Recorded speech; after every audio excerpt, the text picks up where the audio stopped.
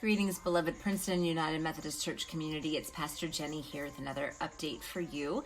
And Elliot is in school not very far away from me, so you might hear some sounds from that. But starting with scripture, Romans chapter 3, verse 23 says that all have sinned and fallen short of the glory of God. This is the word of life. Thanks be to God. So this is actually scripture we're not going to read on Sunday, but it's a good way to start talking about Lent and what we're going to be talking about during Lent.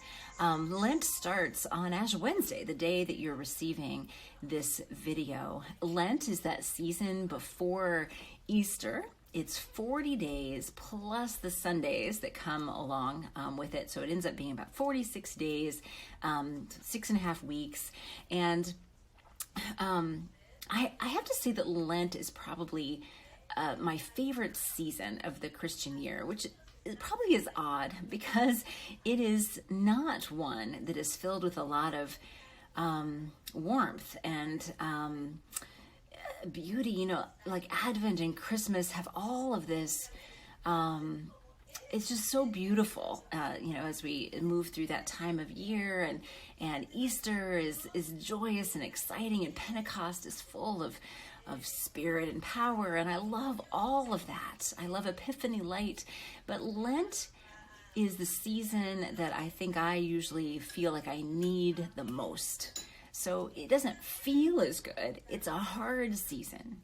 But I know that Lent is what I need most of all. You know, we come to Easter.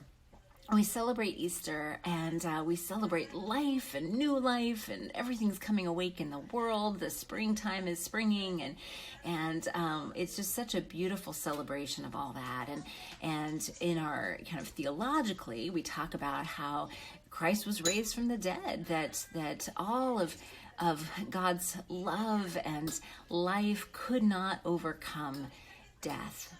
But if we get to Easter without talking about our death or not going on this journey toward the tomb, toward all the hard things that Jesus encountered in his life and that we are invited into because we are followers of Jesus, then we really have first missed the point, but also we just simply can't embrace and receive and experience the resurrection joy that comes on Easter if we've not gone through Lent.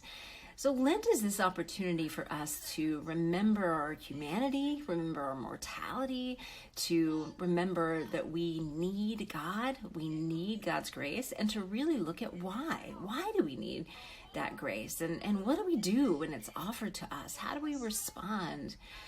As we look around and we see the different relationships we have, and there are kind of four primary directions that I think of and that we're going to be talking about during Lent is our relationship with God, our relationship with creation, our relationship with each other, other people, and our relationship with ourselves. We have an inner being that we tend to and love and care for or don't as well as we need to and should. And so Lent is an opportunity for us to look at all those different relationships and say, how are they? Where is their brokenness? Where is their separation? Where is their need of God's grace? Where are we not feeling and experiencing and embracing the fullness of life that God has given to us that brings joy, even if the situations around us, we're still in this pandemic, we're still struggling to figure out what to do with it all. So even in the midst of things like that, or in the midst of struggles that we have, situations that we can't just overcome, how do we find wholeness? How do we find life? How do we find grace and love? And so we're going to be talking over the next 6 weeks about broken things as a way of looking at this, as a way of looking at Lent and journeying through this together, as a way of naming sin, which is a word that we often struggle with. We don't all like to talk about it, and it brings up lots of things. So we're going to talk more about that on Sunday, but I want to invite you into Lent, into this fullness of this season, a season that we all deeply need, that isn't just dark and sad and challenging. There will also be a lot of good and joy. In fact, the Sundays are not counted in the 40 days because Sunday is always a mini Easter, a mini resurrection day. And so we pause and we celebrate even in the midst of the examining and the challenge and the struggle. So hopefully by now, most of you have received your Lent at home kits that we have prepared for you, or if you haven't, you will soon. We have an Ash Wednesday service Wednesday evening at 7 o'clock virtually. So it's all online, but you can come see it any time, after that. We also have opened the church up for personal, individual prayer, distance masked, quiet prayer through 6 o'clock p.m. on Wednesday afternoon. We're going to do this again during Holy Week, so if you missed it on Ash Wednesday, you'll have another opportunity as well. But you hopefully receive some ashes, and there are some instructions about what to do with that in this booklet here, along with instructions for lots of other things in this booklet. We made a video to help you figure out what to do with the ashes as well. We'll also explain it during the service too. But in your kit, there are lots of tools, and this is kind of a guide through all of it. You've also received a prayer labyrinth, and there's lots of instructions about that. But one of the beautiful things that's in your packet is this deck of cards that's called Broken Things, and each day there's a reflection and a little practice for every day. And we hope that you will kind of dive into this as much as you can, as much as you would like to. We're also gathering around these cards, these daily practices, in our new online campus, which you hopefully have been hearing a little bit about. But this is kind of your first big general invitation to our online campus. And there will be a way in the email that this is with that tells you how to join in to that. But it's simple. It's a great, easy way to kind of find your way into that kind of virtual space with other people, where we'll be talking about our daily practices. And not everybody's going to do it every day, and not everybody's going to be there every day. But this will be a lovely opportunity to kind of journey with other people, especially since we can't do it in person the way we would like to. So know that you're invited. We call our online campus is also called Mighty Networks, and so know that you can go right there.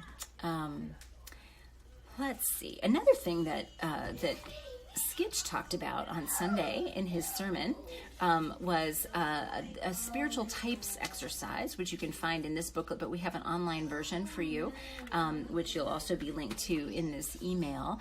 And it's just one more way to examine kind of who you are and how you were built and how you were created, so that you can even more richly look at some of the ways that we need God's grace, and that we can offer things into this world and share through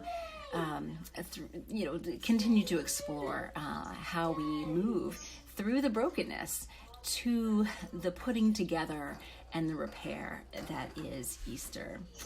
So a few other things that I just want to mention to you, that if you remember last week, we announced that Evangeline Burgers is our new director of communications. She's working with a new chairperson with our communications team, Mickey Langdon, and there are some new things coming your way. They're going to be launching into to Twitter and Instagram. So if you're already there, then go find them. They'll give you some links to that as well, and just some other ways to kind of share and engage and connect with other people through so many different means that we have today.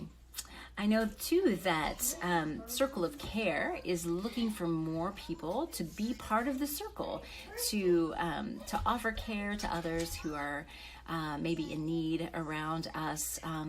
There's never a shortage of caregivers and never a shortage of people giving care. Part of the challenge, though, is pairing them up, knowing who's willing and how and when and how often, and working to that together. So to that end together. So Circle of Care does that for us, and we're so grateful for them.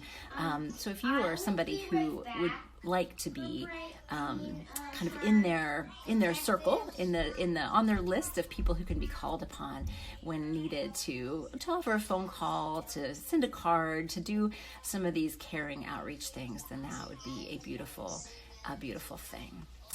I think the last thing that I want to share with you is a reminder that it is Black History Month, and that we continue to have our anti-racist devotionals that are daily. If you have signed up for those, if you haven't signed up and still want to, it's not too late. Those are a reminder that those are not from our church. Those are from a group that I work with, of clergy in our district. We put those together to share throughout Black History Month. You can always go to GCOR, our General Commission on Religion and Race, to find more resources.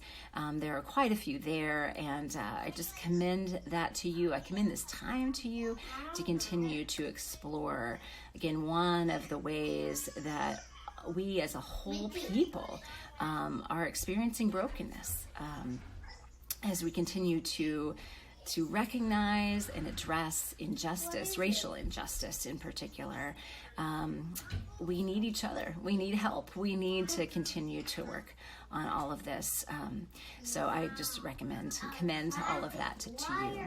So may we have a blessed Lent as we continue to look at the brokenness around us, the broken things, and continue to seek God's grace and love to understand what we do with those broken things and what God does with those broken things, that we might look to a new way, a new thing that happens on Easter. Blessings to you all. Take care, and I will see you again soon.